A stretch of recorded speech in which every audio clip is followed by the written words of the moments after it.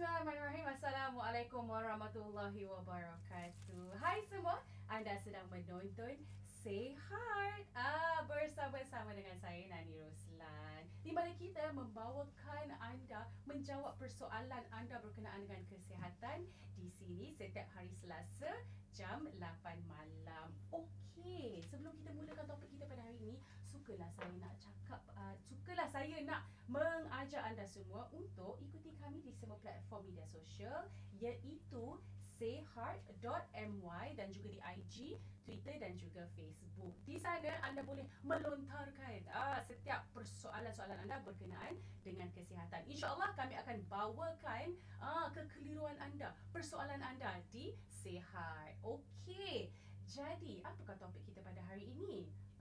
Bersempena dengan World Sight Day atau Hari Penglihatan Sedunia yang akan tiba nanti, hari ini kita akan membawakan episod Alamak, mata anakku lari, terjuling ke? Ini khas untuk seutamanya first time parents, ibu ayah yang muda yang first time. Cuba cek mata anak tu, lari ke berjalan? Itulah antara topik kita akan cakap pada hari ini. Semuanya sebenarnya permintaan daripada anda lah, penonton yang menggunakan tanda pagar atau hashtag kekal Say Heart. Okey, jadi jangan ke mana-mana. Kita akan membincangkan dan kita akan memperkenalkan kepada anda siapakah guest kita pada hari ini dengan segmen Knock Knock Who, Knock Knock Hi Doktor. Sebelum tu kita sama-sama saksikan bikisan yang khas disediakan untuk anda.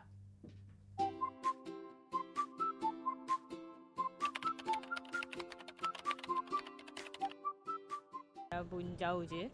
Dari segi ketumbit, rabun jauh, rabun dekat. Macam ketumbit, cataract, yang makcik alami sekarang cataract lah, cataract. Lagi saya tu kalau penyakit mata ni macam rabun jauh dengan rabun dekat, itu je.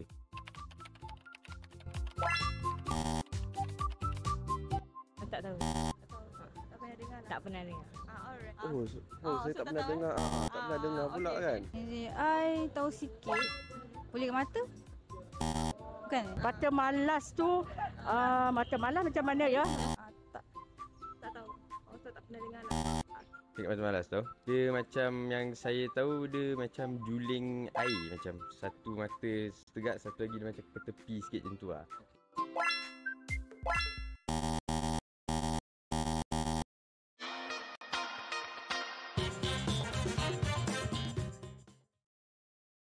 Knock knock.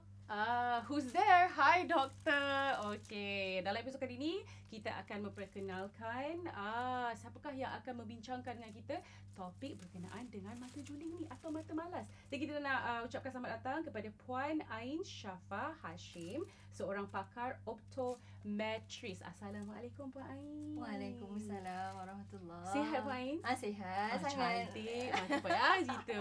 Okey, Puan Ain adalah seorang graduan ijazah sarjana muda daripada IIUM Kuantan. Lepas tu kata kat sini Puan Ain sedang berkhidmat di Klinik Kesihatan Seremban. Puan Ain buat apa selalunya? Apakah ekspertis atau kepakaran Puan Ain? Okey, kalau untuk optometris yang berkhidmat di klinik kesihatan, yang mana baru ada 15 orang optometris yang berkhidmat dalam klinik kesihatan dekat Malaysia ni, kami lebih kepada primary eye care, iaitu apa-apa masalah mata yang berlaku dalam kalangan komuniti.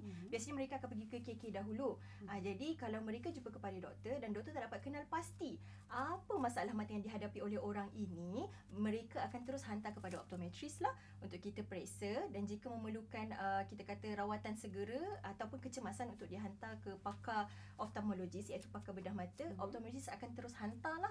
Tapi ada juga kebanyakan masalah mata yang ada dalam kalangan orang awam ni, kebanyakannya boleh diselesaikan di peringkat primer lah, iaitu klinik kesihatan. Tak perlu pun hantar ke hospital kerajaan yang kena kita kata tunggu lama lah. Betul, tunggu lama, kadang-kadang 4 bulan baru boleh jumpa.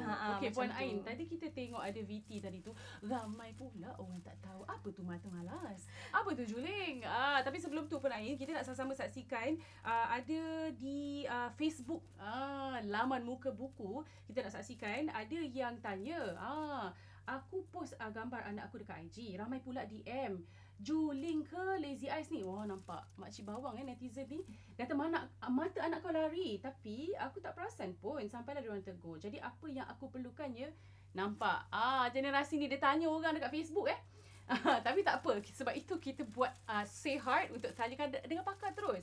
So mungkin Puan Ain boleh komenkan lah kan, boleh memberikan komen. Baru-baru ni kan memanglah rintihan ni dekat Facebook ni. Jadi sebenarnya mungkin ramai yang tak tahulah mengenai mata juling ni. Apa bezanya cross eye?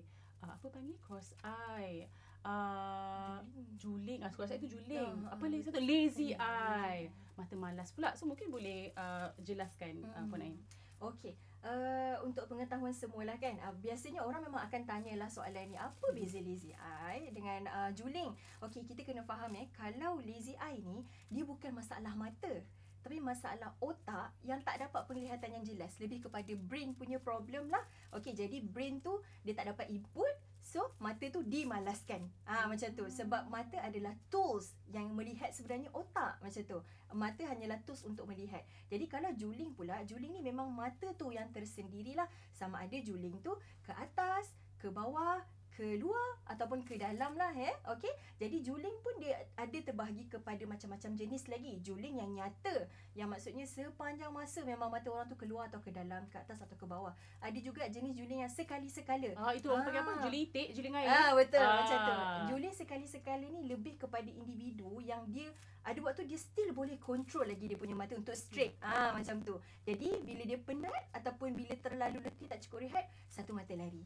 Tapi bila dia okey, dia fresh, mata dia straight balik.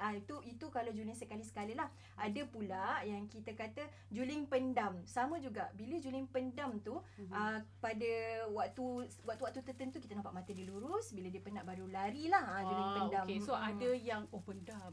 Ada yang permanent, ada yang tiba-tiba je dia terjadi. Okey, Puan Ain. Sebenarnya jadi juling ni apa faktor-faktor dia? Adakah genetik? Adakah dia selalu sangat buat mata dia juling ke? Tak makan sayur ke? Kenapa sebenarnya jadi? Okey, juling ni dia lebih kepada masalah otot. Kemampuan otot mata tu agak lemah untuk pastikan mata tu straight aja sepanjang masa. Jadi, bila ada waktu-waktunya, mata tu lari. Itu berlakulah juling macam tu. Tapi, dia bukan sekadar otot mata je. Kadang-kadang ada budak yang dia ada faktor-faktor lain. Contoh, ada ketumbuhan dekat mata, ketumbuhan dekat otak, ataupun ada trauma ditumbuk matanya oleh budak lain. Jadi, boleh jadi juling. Tapi, benda paling asas yang mak ayah kena tahu dan mak ayah selalu lupa. Juling boleh terjadi disebabkan rabun yang tidak dibetulkan.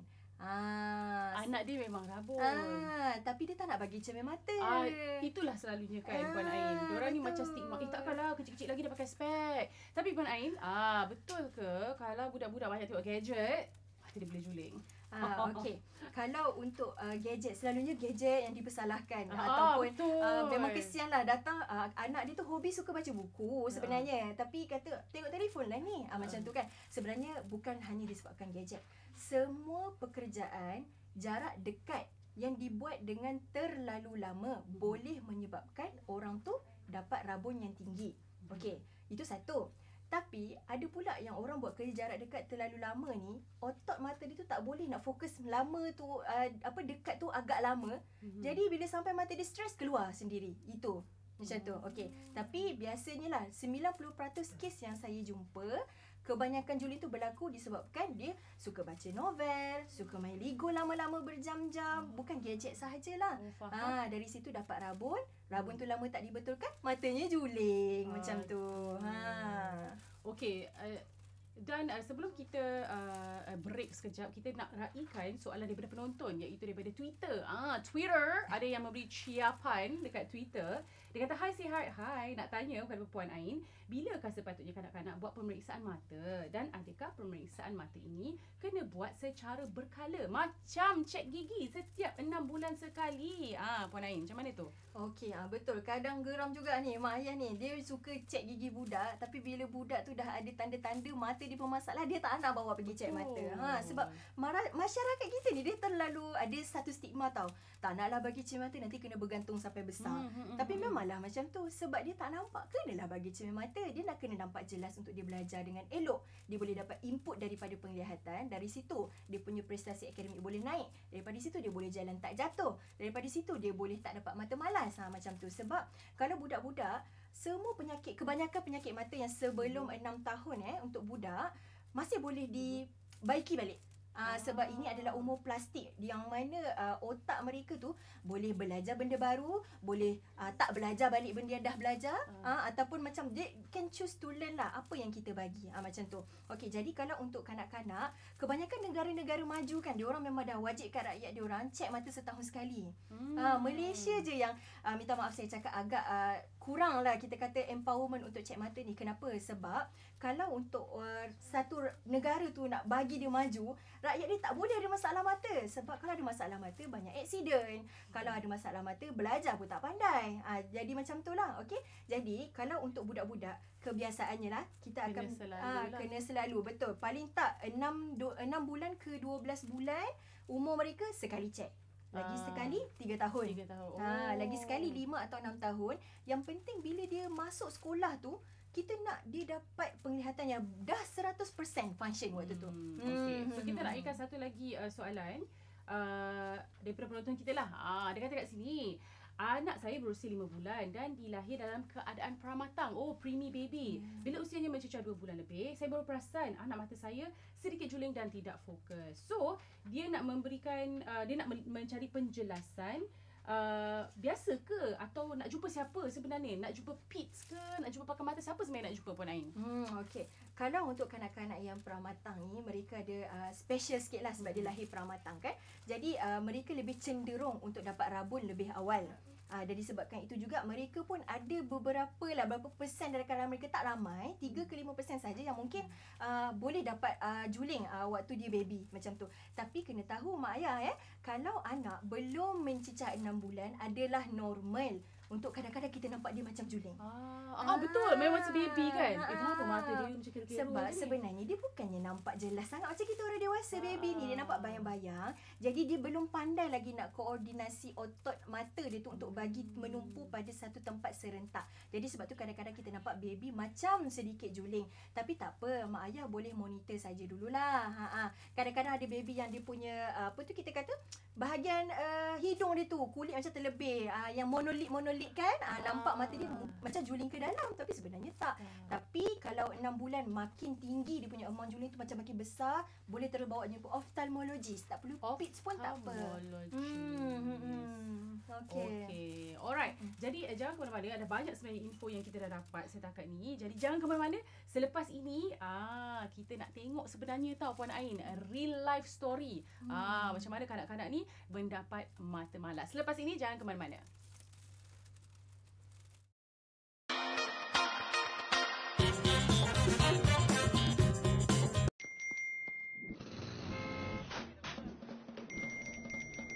Anda rasa saya ada masa untuk sakit kepala? Panadol Activast diserap 2 kali lebih cepat untuk kelegaan sakit. Panadol Activast. Sebelum keluar, penting untuk pastikan kulit bersih tanpa jerawat untuk keyakinan yang lebih tinggi. Gunalah Garnier Acno Fight, pencuci muka nombor 1 di Malaysia yang membantu melawan 99.9% bakteria punca jerawat dalam 10 saat.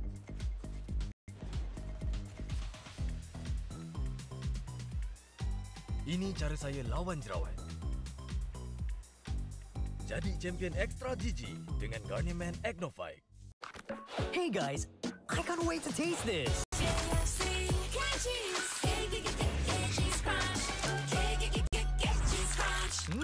Give us some.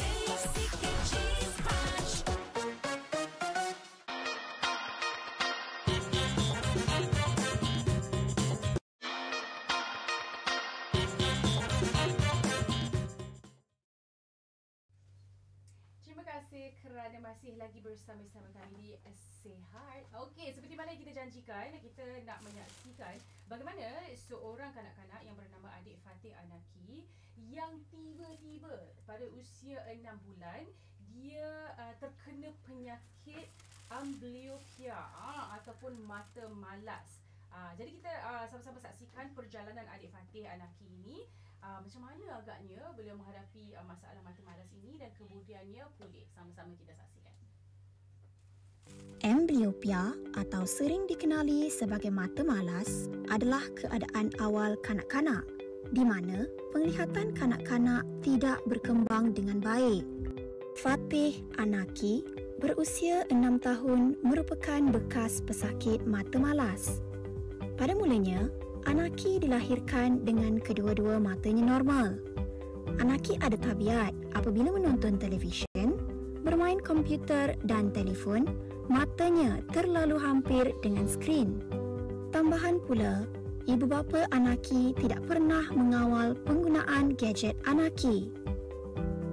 Ketika Anaki mencecah 4 tahun, ibu bapanya mula perasan akan mata kiri Anaki mula lari sedikit. Setelah beberapa bulan, mata kanannya mula berlaku sedemikian. Lama-kelamaan, matanya semakin teruk. Orang tak faham yang sebenarnya lazy eye tu punca dia sama ada juling, apa yang Anaki alami, juling ataupun rabun. Ketiga disebabkan oleh dia ada katarak ke, dia punya lens kornea tu cala ke, cedera ke macam tu. So doktor kata kena buat pembedahan, kena baiki juling tu dulu, baru kita boleh bantu selamatkan dia punya lazy eye tu. So bila kami dah perasan dia ada juling tu, ada pergerakan bola mata dia tu, kita mula pergi ke pakar mata di swasta. Sebab tu kita dapatkan second opinion, kita minta pihak swasta tu tulis surat and then kita refer pada HKL. Antara satu artikel yang saya baca Permaisuri Agong sekarang ni. Dalam artikel tu dia sendiri menasihati, dia bekas pesakit lazy eye. Dia sendiri menasihati supaya dia pun buat pembedahan sebelum darjah 1. Dan lagi satu, di Malaysia pula sekarang ni ramai orang tak tahu, okey, masa lepas pada pembedahan Anaki, doktor yang merawat dia bagi tahu dekat saya, ramai orang dekat luar sana yang ada sakit lazy eye ni, dia tak nak pergi teruskan rawatan tu. Okey, sebab dia ingat rawatan tu mahal, beribu-ribu kan. Sedangkan itu betul, tapi zaman dulu. Kan sebelum umur 7 tahun, kalau boleh detect awal, kalau boleh rawat awal sebelum 7 tahun, boleh kembali kepada normal, yang boleh mata dua-dua tu boleh melihat dengan jelas, dua-dua boleh function. Tapi bila dah 7 tahun ke atas, macam otak tu dah dia dah biasa dengan sebelah mata, dia abaikan terus mata sebelah tu. Yes, boleh, tapi masanya terlalu panjang. Bukannya hari ni buat, bulan depan lari balik. Tak, dia akan ambil masa terlalu lama lah. Mungkin dewasa nanti. Sebab ada sebab dia. Sebab contoh Anaki, dia memang lahir normal. Jadi otak dia memang dah pernah bekerjasama dengan mata tu. So lepas pembedahan, kita orang rujuk balik doktor. Doktor memang kagum yang mana mata dia tu jadi betul-betul balik pada kedudukan asal tengah. Macam bila habis pembedahan, ialah ada susulan kan. Baru-baru ni doktor cek kedudukan mata dia selepas pembedahan. Pertama sekali dia kagum sebab doktor yang membedah tu buat memang hampir sempurna lah. Macam tak pernah juling. Okey. Kita bagi tahu nak bedah mata, which is nak doktor akan buat sesuatu pada mata dia. Kita tak tipu. Kita explain, kita terangkan dan dia setuju. Sebab diri dia, even though dia kanak-kanak, kita orang masih menghormati dia.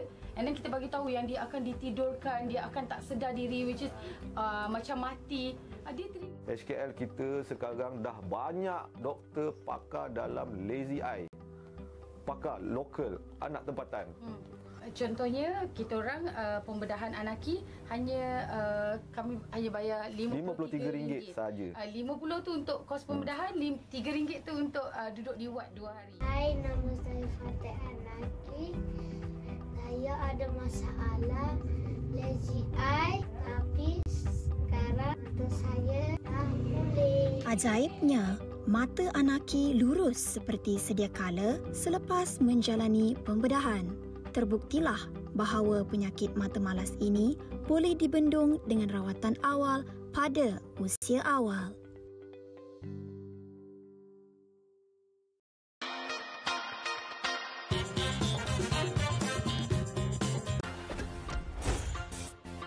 Throw it at me and I'll fight back.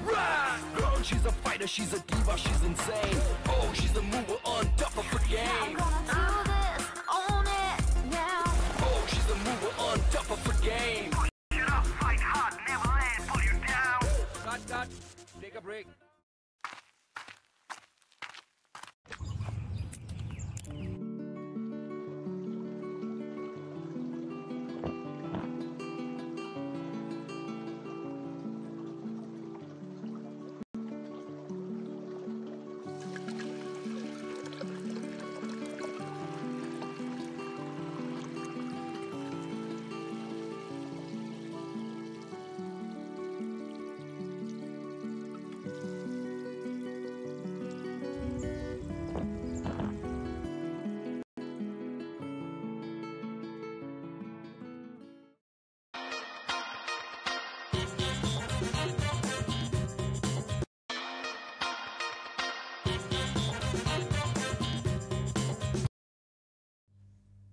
Terima kasih kerana masih lagi bersama-sama dengan Sihat. Jangan lupa teruskan untuk hashtag atau tanda palang kekal sihat. Tanyalah macam-macam soalan dekat situ. InsyaAllah kalau kita ada masa kita akan jawab persoalan-soalan anda. Jadi sebentar tadi sebelum commercial break tadi anda dah saksikan perjalanan adik Anaki. Macam mana dia tiba-tiba boleh terjadi juling ataupun lazy eye dan telah pun menjalani rawatan. Puan Ain, tapi memang betul memang boleh kalau kita anak-anak kita terjadi mata berkita memang sememangnya ada rawatan lah kan Puan Ain. Betul. Macam adik anak kita dia buat operation dulu sebab juling dia terlalu besar. Lepas tu baru kita pergi kepada maintenance lah, terapi lepas tu. So bercakap berkenaan dengan terapi, kita akan sama-sama saksikan segmen kita ni. Nama segmen ni I Check. I check, you do. Okey, Puan Ain mungkin akan tunjukkan kepada kita demonstrasi macam mana agaknya treatment ataupun rawatan orang kata post lah, pasca. Betul? Pasca rawatan yang nak dilakukan. So ada apa ni Puan Ain? Okey, macam dekat sini kita ada eye patch lah. Ini sangat famous untuk orang-orang yang ada mata malas lah Okey. Lepas tu kita ada cermin mata. Okey, prinsipnya adalah mesti bagi power yang betul dulu, lepas tu baru settle patching. Macam tu lah. Okey. Kemudian kita ada pen. Kita ada pen. Simple je pen. Yang ada tulisan yang agak kecil dekat situ. Okey. Lepas tu kita ada laptop. Hari ni saya akan ajarlah 2 step pertama lebih kepada macam mana orang yang ada masalah mata malas ataupun masalah daya fokus ni buat latihan. Yang ketiga ni lebih kepada macam mana kita orang yang tak ada apa-apa masalah ni untuk elakkan power cepat naik, untuk bagi mata relax tak cepat penat macam tu. Okey. So kita dah bawakan model kita hari ni, tapi dia tak juling lah, cantik mata dia. Dia bukan Fatimah juling. Tak baik, nampak stigma. Itulah orang tak nak apa ni kan. Okey, jadi mungkin boleh tunjukkan model kita bernama Ili, Cik Ili kita. Okey, macam Cik Ili ni kita nampak mata dia lurus je lah. Dia tak ada lurus masalah. Kalau juling dia terlalu besar, biasanya doktor pakar akan buat operation dulu. Bila mata dia dah straight ataupun kalau orang tu dia tak ada juling, dia cuma ada mata malas sahaja. Kita bagi cermin mata dulu. Bagi. So macam ni kan, dia kena pakai lah cermin mata ni. Alamak, morning. Rosak tu okey.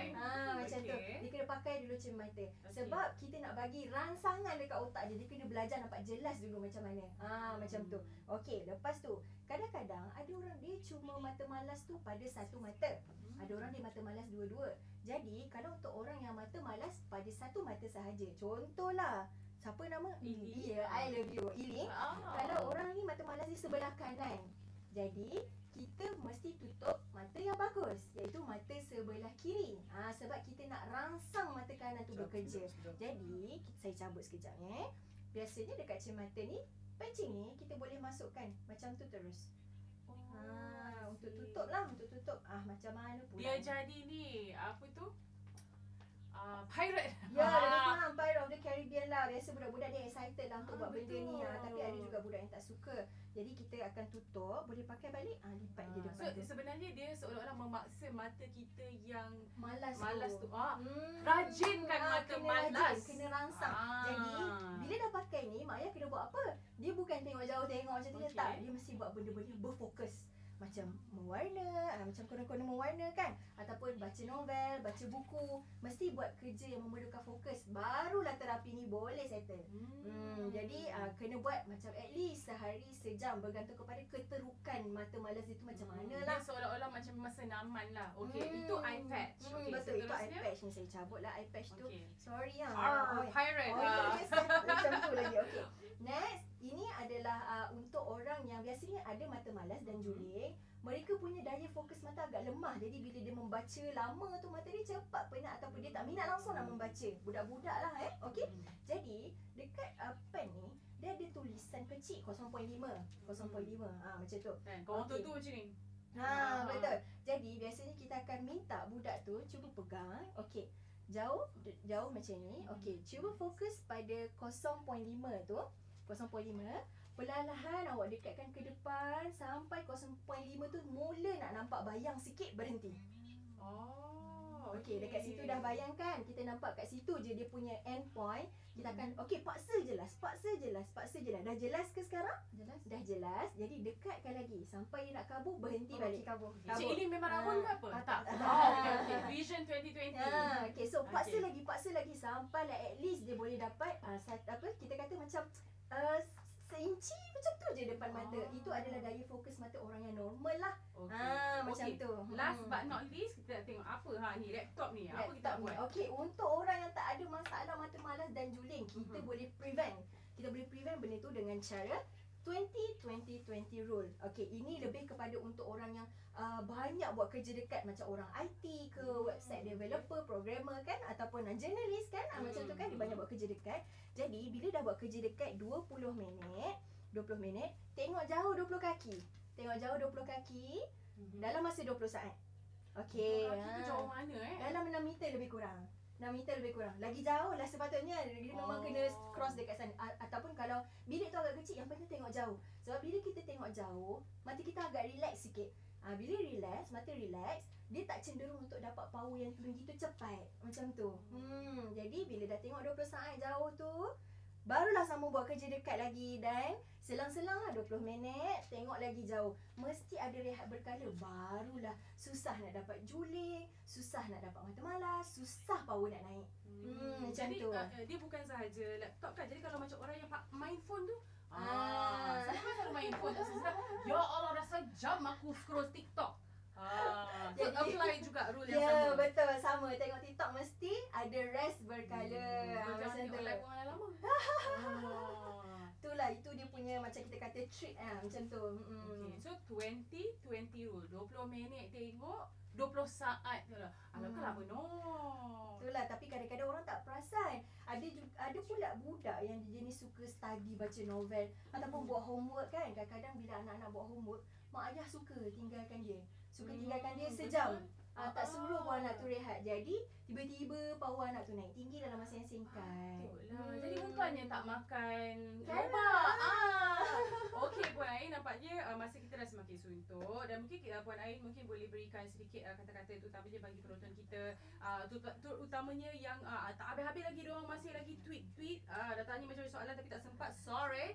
Mungkin apa pesanan kepada Puan Ain berkenaan dengan isu kita pada hari ini, iaitu mata malas ataupun juling. Okey, pertama sekali semua orang perlu tahu bahawa masalah mata malas dan masalah juling ni kadang-kadang berpunca daripada benda yang paling mudah, iaitu rabun. Tapi masyarakat kita ada stigma, rabun ni tak naklah pakai cermin mata, tak boleh macam tu. Sebab banyak sangat pesakit yang saya jumpa datang sudah berusia puluhan tahun, 20-30, mata malas dia sangat teruk sehingga sudah mendapatkan OKU buta. Sebab bila dah besar, kita tak boleh nak betulkan balik. Benda tu hanya boleh dibetulkan bila dia masih di bawah 12 tahun. Jadi memang sangat penting lah untuk kita jaga penglihatan anak-anak kita ni supaya tak jadi macam tu. Jadi dengar tu. Diharapkan agar episod kali ini semua penonton di luar sana lebih cakna lah. Betul, kan Tuan Ain. Kalau dah rabun tu, kalau dah tak nampak tu, pergilah membuat pemeriksaan mata dengan cepat. Kerana sesungguhnya prevention is better than cure. Okey, itu saja masa yang kita ada. Jangan lupa bagi anda semua tetaplah gunakan tanda pagar #kekalsihat. Dan jangan lupa untuk kita bersama-sama lagi dalam episod yang akan datang setiap hari Selasa jam 8 malam di Say Heart.